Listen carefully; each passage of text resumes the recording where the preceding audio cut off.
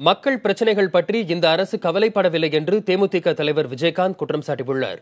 தேமுதிக தலைவர் விஜயகாந்த் சிவகங்கை மாவட்டம் கீழடி அகழாராய்ச்சி பணிகளை ஆய்வு செய்தார். பின்னர் செய்தியாளர்களிடம் பேசிய அவர், இது ஜனநாயக நாடு என்றும் ரஜினி உள்ளிட்ட யாரும் அரசியலுக்கு வரலாம் என்றும் தெரிவித்தார். தமிழகத்தில் சட்டம் ஒழுங்கு மிகவும் சீர்கெட்டு கிடப்பதாக கூறிய அவர், 4 ஆண்டுகளை நிறைவு செய்வதற்காக அதிமுகவின் இரு அணிகளும் இணைய நினைப்பதாக குறிப்பிட்டுள்ளார். மக்கள் பிரச்சனைகளை பற்றி கவலைப்படாமல் இந்த அரசு செயல்படுவதாகவும் விஜயகாந்த் குற்றம் சாட்டினார்.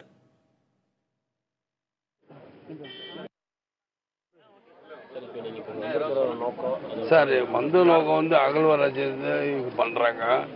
பாண்டிய மன்னர் அதான் பார்க்க வந்து நான் மதுரையில் பிறந்துட்டு நான் மதுரைக்காரங்க. அவன் எனக்கு தெரியாட்டி இவங்க அடுத்தவங்க மதுரையில் இருக்கவங்க சொல்றது தான் எனக்கு தெரியுது.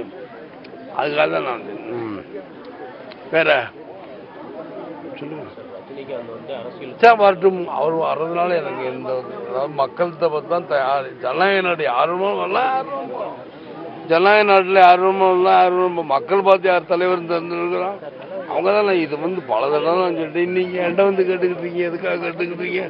நான் பல தடவை சொல்லிட்டேன்ல. எதிர்ப்பு தெரிவிச்சு நான் என்ன பண்ண முடியும்? எதிர்ப்புல தான் அரசியலே இருக்கு. நான் என்ன செய்ய முடியும்? அவங்கள்ட்ட வரணும், வர்றது வராது அவங்கள்ட்ட. அதன் ஜனநாயக நாட்டில் யாருமாலும் வரலாம் போகலாம். மக்கள் தான் தெரிஞ்சிருக்கணும்.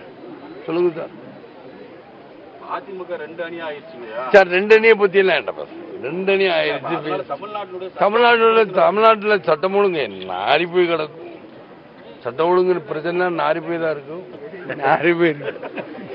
நாரி போயிருக்கு தமிழ்நாட்டுல சட்டம்.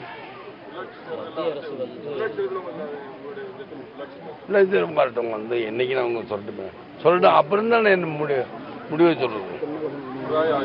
எல்லா கட்சிகளும் எதிர்கட்சிகள் எல்லாம் என்ன சொல்றாங்க அப்படின்னா, இந்த சட்டசபையை முதல்ல கலைஞ்சிரும், விரைவில் பொது தேர்தல் வரும். இது இப்பதாங்க சொல்றாங்க. இது என் மனைவி எப்ப சொல்லிச்சு, முன்னாடி சொல்லிக்கிட்டாரு. சட்டசபை கலையும், பொது தேர்தல் வரும். இன்னைக்கு இவரும் சொல்றாரு, ஓபிஎஸ் சொல்றாரு, எல்லாருமே சொல்றாங்க. இவங்க எல்லாருமே இந்த 4 வருஷம் எப்படி ஓட்டணுங்கிறத மக்களை பத்தி யாருமே திங்க் பண்ணல. 4 வருஷம் ஓட்டணும்னாலும் 2 கட்சி தரணும்னு நினைக்கிறோம். மக்களை பத்தி யாரும் சிந்திக்கிறான்? மக்கள் இங்க தண்ணி இல்ல, தண்ணி கஷ்டங்கன்னா எடப்பாடி பழனிசாமி எங்கேயோ சொல்லியிருக்காராம், தூர் வரப்படும். ஒண்ணு விவசாயிகளுக்கு அது இது பண்றேன். எல்லாத்தையுமே பண்ணுங்க. பண்ணிட்டு தானே வரும். பண்ணிட்டு தானே வரணும். யார் நிலையான ஆட்சி தந்திருக்கும் சொல்லுங்க. ஒரு கோட்டு 3 முதலமைச்சர், ஒரு கோட்டு ஜெயலலிதா இறந்துருச்சு விட்டுருங்க. அப்புறம் ஓபிஎஸ் அவரையும் காலம், எடப்பாடி பழனிசாமி. ஒரு ஓட்டு 3 முதலமைச்சர். இங்க எங்கேயா இருக்குங்க? இங்க இந்த நாட்டில் இருக்கு. அது தமிழ்நாட்டில் தான் இவ்வளவு பிரச்சனை நடக்குது. ஒரு ஓட்டு 3 முதலமைச்சருங்கிறது இங்கதானே. சரி சொல்லுங்க. மத்திய அரசு தமிழக அரசு பாஜக தமிழகத்தில் கால் பதிக்க முயற்சிக்கிறாங்க. சார், காலாவது நாஞ்சில் சம்பவம் சொன்னதான் காலாவது கிளாவது ஆவியாவது ஈவியாவது அப்புறம் இல்ல. அதான் நீங்க ஆபத்துக்கிறது. அவர் சொன்னதான் நீங்க ஆபத்துக்கிறது. மாநில அரசுல நிறைய தலையிடுறாங்கன்னு சொல்லி சொல்றாங்க. அது எனக்கு தெரியல சார்.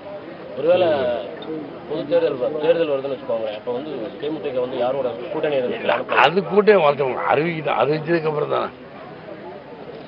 தமிழக அரசு இங்க மியூசியம் அமைக்கிறதுக்கு இடம் ஒதுக்கல. இன்னும் 2 ஏக்கர் கேட்டிருக்காங்க. ஆனா வெறும் 72 சென்ட் தான் ஒதுக்கிருக்காங்கன்னு சொல்றாங்க. இதை பத்தி நீங்க என்ன சொல்றீங்க சார்? தமிழ்நாட்டோட விவசாயிகள் பாதிக்க கூடாது. அகழ்வாராய்ச்சிங்க எல்லா இடத்துலையும் பண்ணலாம். அந்தலையும் பண்ணலாம், கேரளாலையும் பண்ணலாம், கர்நாடகத்திலும் பண்ணலாம், எங்கனாலும் பண்ணலாம். இந்தியாவுக்குள்ள எங்கனாலும் அவங்களால பண்ண முடியும். அவங்க 2 ஏக்கர் கேட்டிருக்காங்க, சொந்த இடம் தான். சரி, விவசாயிகள் கொடுத்தால் என்ன செய்ய முடியும்?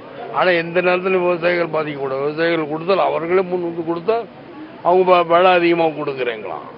ஒரு பிரச்சனை இருக்குல்ல.